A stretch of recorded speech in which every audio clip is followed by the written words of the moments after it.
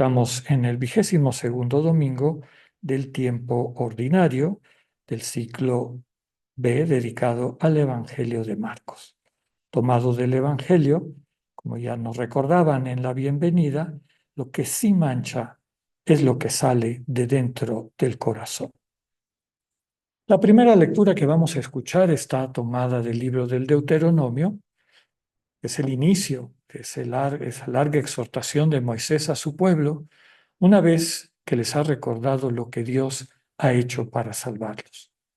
Recordemos que el Deuteronomio, que literalmente significa segunda ley, es como un resumen de todos los anteriores libros, y esta exhortación de Moisés al pueblo de Israel, un poco antes de su muerte y la entrada de Israel a la tierra prometida. Por eso se conoce como el testamento moral de Moisés. Él ya sabe que su muerte está próxima y que no le tocará entrar en la tierra prometida.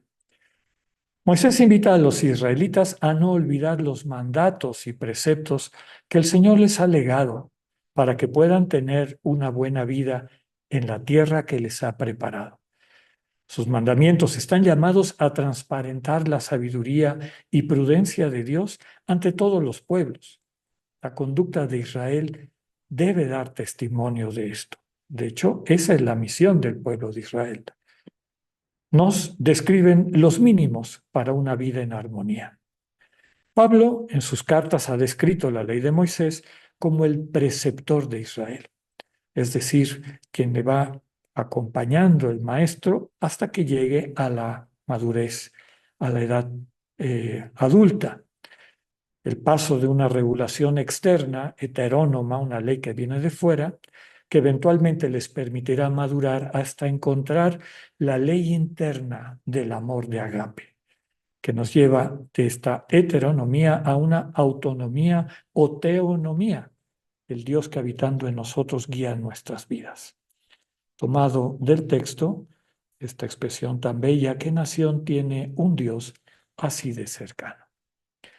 El salmo que vamos a recitar es el Salmo 14, en el cual, si bien se refiere a quienes se podrán hospedar en la tienda del Señor, es decir, quienes serán dignos de entrar en el templo, en el lugar del encuentro, como cristianos leemos en este salmo los frutos que produce en nuestro corazón el encuentro cara a cara con Dios. Así, quien se deja transformar por la presencia amorosa del Dios que da la vida por nosotros, se descubre procediendo honradamente, obrando con la justicia, siendo sincero con sus palabras y absteniéndose de difamar a su prójimo. El amor fructifica en estas actitudes, en esta manera de ser bendición. En resumen, quienes viven en comunión con Dios son quienes han aprendido del Dios mismo a ser buenos. Y esos son los que son gratos a los ojos del Señor. La segunda lectura está tomada, y empezamos, la reflexión de la carta del apóstol Santiago, que fue escrita a finales del siglo I por un autor que conocía la cultura helenística y que manejaba la versión griega, conocida también como Septuaginta o de los 70 del Antiguo Testamento. Sin embargo, tiene como fuente la ética judía, y eso ha llevado a hablar de una tradición en la iglesia primitiva conocida como de Mateo-Santiago, enseñanzas similares en este evangelio y en la carta de Santiago. Más que una carta, es una serie de consejos para la vida cristiana bajo diversos temas. Aborda temas importantes de la reflexión cristiana, como la importancia de la fe y las obras que demuestran quién realmente tiene fe, la manera como Cristo nos sana y capacita para amar, y sobre todo la importancia de la libertad en la vida del creyente. La lectura de hoy subraya que todo auténtico bien nos viene de lo alto, de Dios. Dios nos engendró, nos redimió mediante su palabra de verdad. Ella nos conduce del egoísmo al amor altruista, que se ocupa del prójimo, que piensa especialmente en las y los más necesitados.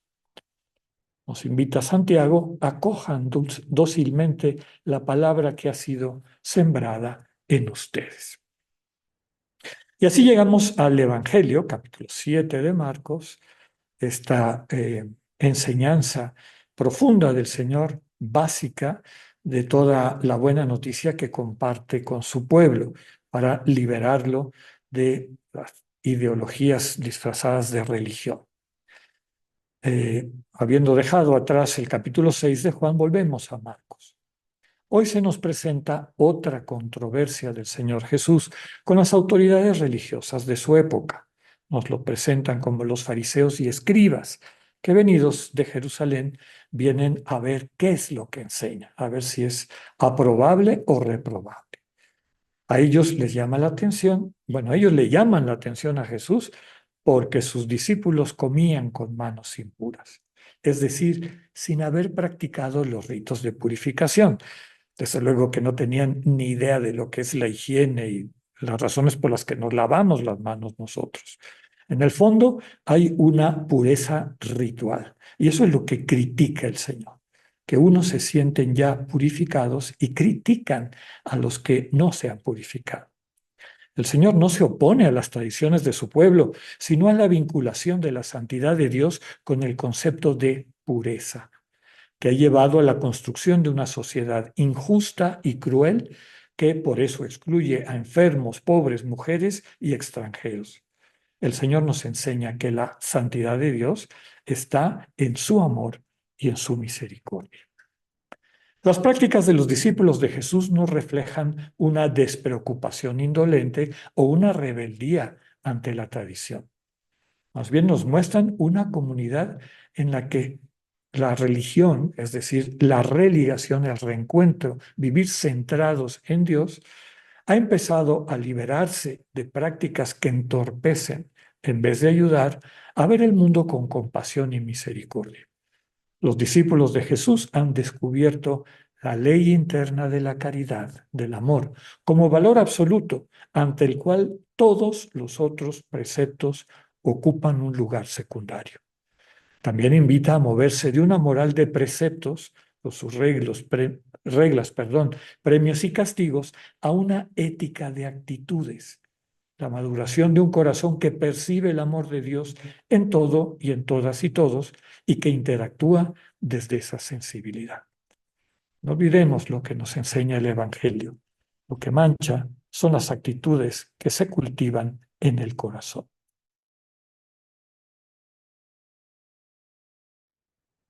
Siguiendo nuestra reflexión desde la mistagogía cristiana, yo creo que todos los textos, pero en particular el del Evangelio que acabamos de escuchar, está tratando de hacernos entender la diferencia de si nuestra conciencia está vinculada al ego o nuestra conciencia está vinculada a Dios.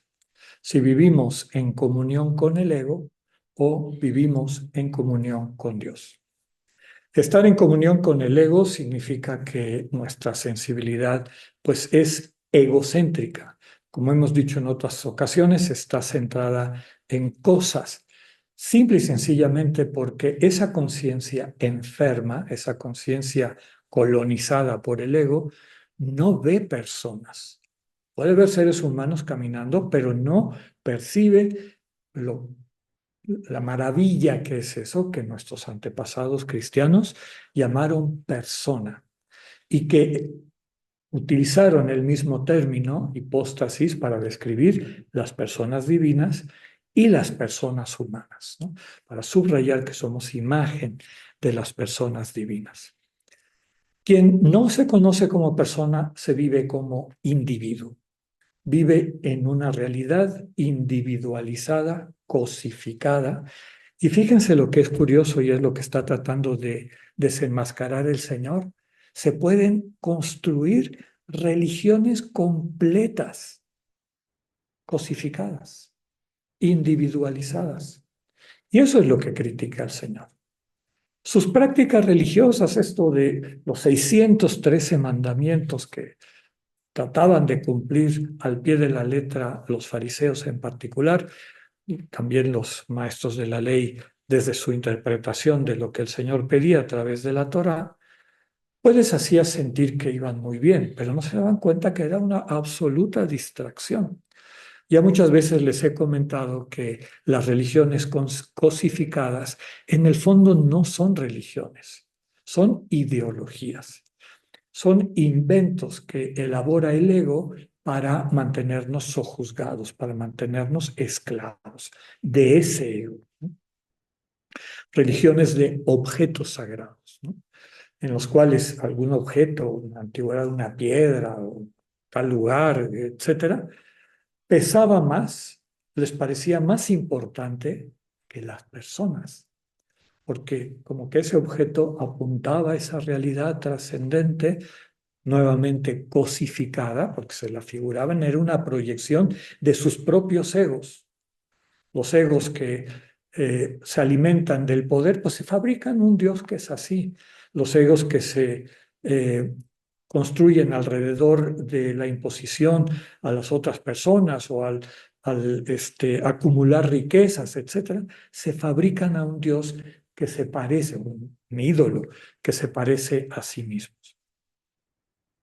El Señor Jesús aquí está desenmascarando unas prácticas que son ideológicas, porque cuando el Dios vivo habla, y fíjense que algo particularmente hermoso, desde luego, la manera como se ha comunicado en nuestra tradición cristiana, pues desde mi perspectiva y es mi convicción, es la más profunda, la más completa.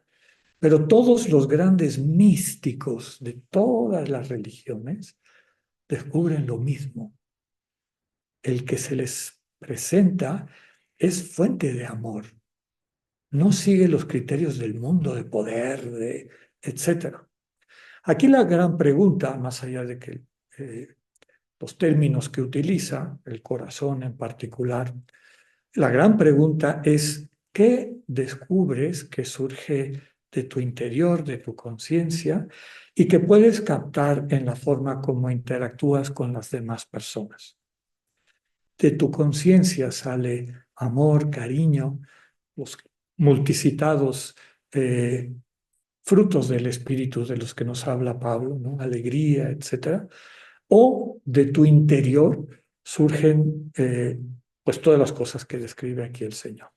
Manifestaciones de la única enfermedad que existe, que es el egocentrismo. El vivir esclavizado por ese parásito que te está robando la vida. La clave finalmente es la invitación, desde luego, es a dejarnos transformar por el amor de Dios, que cuando entra en nuestros corazones, sana la raíz del ego, que son nuestras heridas de desamor, y así liberados, recuperando lo que estamos llamados a hacer, todo lo bueno que puedes llegar a ser, sentido final de la santidad, y entonces también vamos de la mano del Señor, dejando que ese amor cada vez fluya con mayor naturalidad hacia nuestros hermanos. Entonces empezaremos a ver, sin magias, cómo empieza a cambiarse lo que sale de nuestro corazón. De situaciones destructivas y dolorosas, como decíamos al inicio de la Eucaristía, como por bendición, esta bendición del amor de Dios que hace las cosas nuevas, cada vez nos percibimos más capaces de distinguir a nuestros hermanos y hermanas como personas y a poderles amar y servir como nos invita San Ignacio. Revisemos, por lo tanto, nuestras prácticas religiosas, empezando por nuestros conceptos de Dios, la manera como nos acercamos a relacionarnos con Dios. Si Dios se ha mostrado como cercano, el que sirve, humilde, amoroso, así debe ser nuestra relación con Dios. No vayamos a confundir al Dios vivo con las proyecciones de nuestro ego. Que así sea.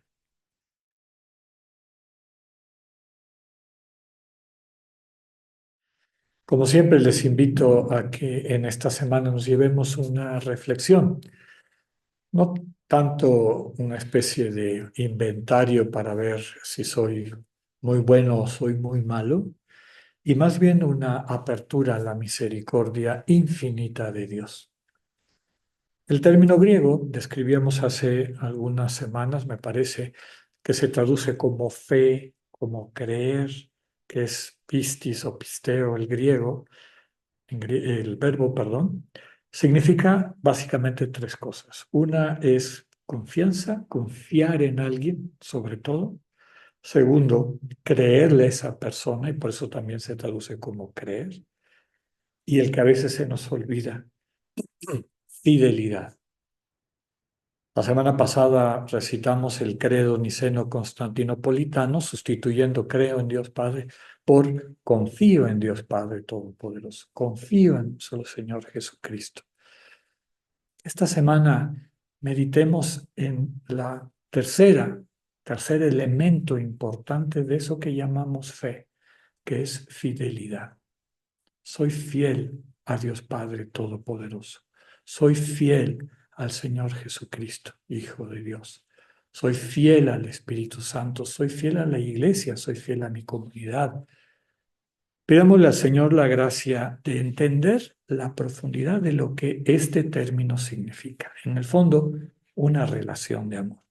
Cuando dos personas se aman, se creen mutuamente, confían mutuamente y se son fieles mutuamente. El Señor les regale una semana de muchas bendiciones.